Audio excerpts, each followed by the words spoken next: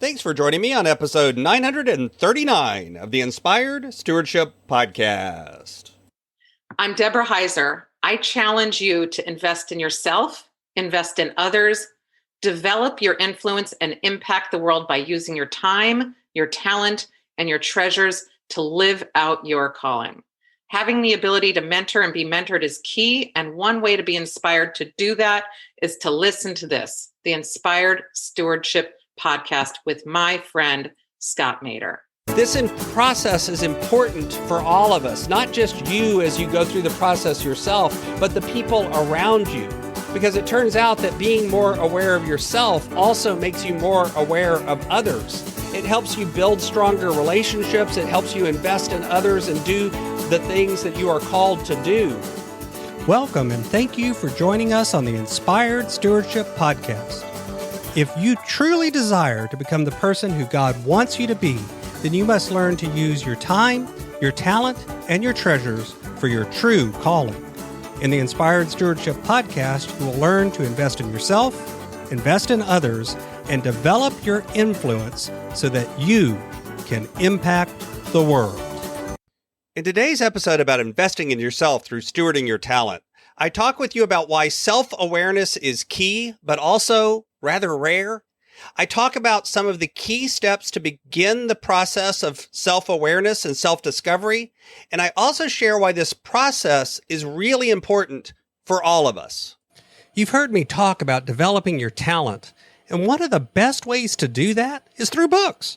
But if you're like most people today, it's hard to find the time to read, and that's why today's podcast is brought to you by Audible. Go to inspiredstewardship.com/Audible to sign up, and you can get a 30-day free trial. There's over 180,000 titles to choose from, and you can pick one and listen your way to developing your talents via Audible. That's inspiredstewardship.com/Audible to get your free trial and listen to great books the same way you're listening to this podcast. Self-awareness and self-discovery are very important. If you think about those terms, self-discovery is a process by which you can get to know your inner. Self-awareness, interestingly, comes in two flavors. There's the self-awareness that comes from self-discovery, knowing your inner self, but there's also self-awareness, which is being aware of how others perceive you as well. This idea of this is the way that other people perceive me. And both of these are important when it comes to understanding yourself and making changes in who you are and what you do, whether it's self-improvement, whether it's self-actualization, whether it's taking care of yourself, whether it's accepting who you are. All of these things are related to these ideas of self-discovery and self-awareness. And yet, all too often, we really will say, of course, I'm self-aware. I know what's going on inside my own mind. And yet there's been surveys of people where 95% of people report, yes, I'm self-aware. But then when you actually go in and use some assessments and some instruments that determine whether someone is self-aware, only 15% of people score as if they're self-aware. So even though it's an important idea, even though it's something that is important to our success, it's actually something that is relatively rare in the world. And it's different for everybody. How we go through these processes are different. And yet there are actually patterns that we can recognize and that we can find as well. So it's not that it's a one-size-fits-all journey, and it's also not that you're alone in this. So let's talk about some of the processes and the steps that you can go through to begin this process of self-awareness and self-discovery. You know, understanding yourself as a concept seems pretty straightforward, right? Just pay attention to what's going on in your own mind. But the problem is, we're actually really bad at paying attention to what's going on in our own mind. As well, you have to pay attention to what's happening to yourself in your life. How are you engaging in the experience of living? And again, at first glance, that sounds easy, but the truth is it's actually harder than it seems. Most of us don't actually do a great job of living our life with intent. Instead, we tend to be pacifistic in our approach to life. You just find life happening to you, and you're going through the motions of that life without actually being active in that, understanding your experience and being active in pursuing things. So even when bad things happen, you happen to them instead of them happening to you. You produce instead of consume. You look to develop yourself and change your mindset, your beliefs, and your activities to align with your most authentic self. All of these things happen as part of self-discovery.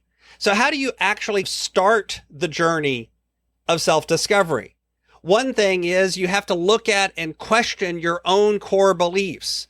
You have to examine, why do you believe what you believe? And then think about it. What are your strengths? What are your weaknesses? What are the things you love doing? What are the things you hate doing? What do you want to do in the next 5 years of your life? What would a successful 5-year period look like? How about by the time you're 60 or 70 or 80? And then think about the 7 spheres of your life, or the 7 lanes of your life: career, financial, relationships, health and physical, intellect, family relationships, social activities. Think about the different components that make up your life and think about them. What are the good things about them, and what things might I want to change in those areas? When you do that self-examination, write down your answers. Don't just think about it. Actually write it down. Be honest with yourself and take some time with this. And then actually repeat this activity periodically.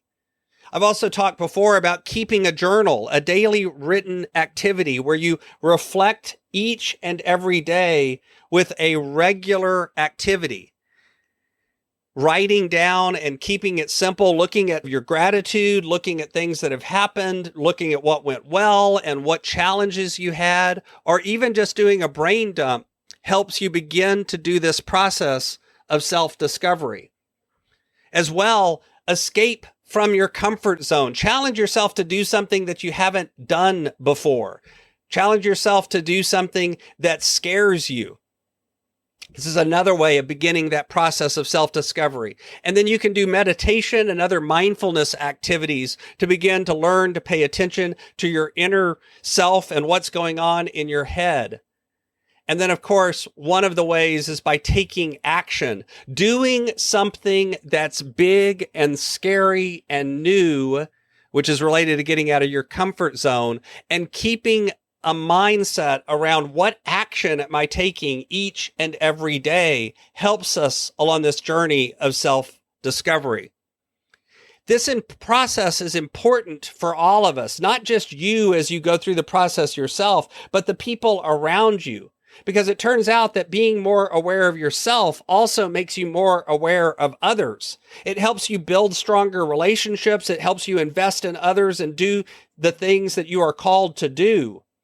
And between all of those things, it means that you end up with making a bigger and better impact on the world. So this isn't something that just helps you. It helps the people around you as well.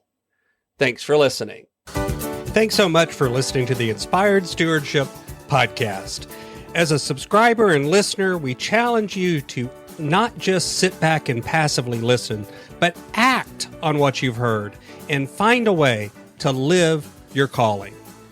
If you like this episode on the stewardship of talent, you can go over to inspiredstewardship.com/talent and sign up for our 5-week series on the stewardship of talent.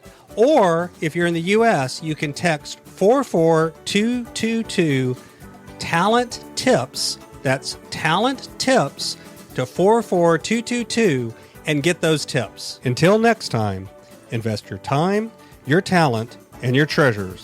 Develop your influence and impact the world.